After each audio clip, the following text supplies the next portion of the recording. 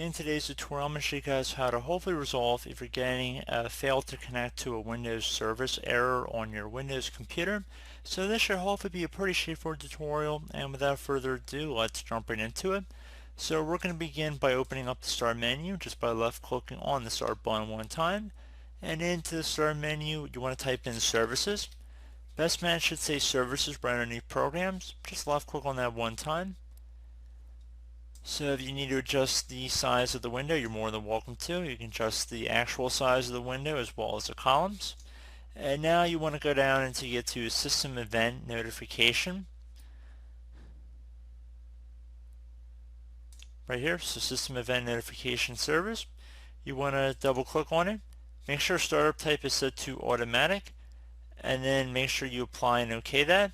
So if server status is currently stopped, you want to click on the Start button here. And then as well, before we restart our computer, I would suggest going down to the COM plus event service, so actually scrolling up here. So COM plus event system, just double click on that. Same deal, make sure that's set to automatic, and if server status is stopped, click on start. And I would still recommend restarting your computer like I mentioned before. I know I didn't mention at the beginning of opening up services, but I'm mentioning it now. So once you have set both of those service types to automatic, I would recommend restarting your computer.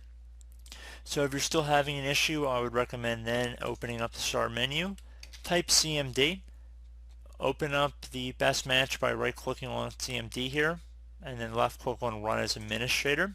If you receive a user account control window, left click on Yes, and into the elevated command line, you want to type in NETSH,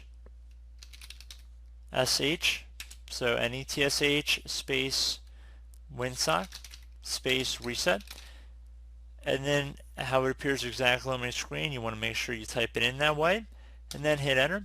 Should say you must restart the computer in order to complete the reset. Restart your computer and hopefully this issue will have gone away for you guys. So I do hope this brief tutorial was able to help you guys out, and as always, thank you for watching, and I do look forward to catching you all in the next tutorial. Goodbye.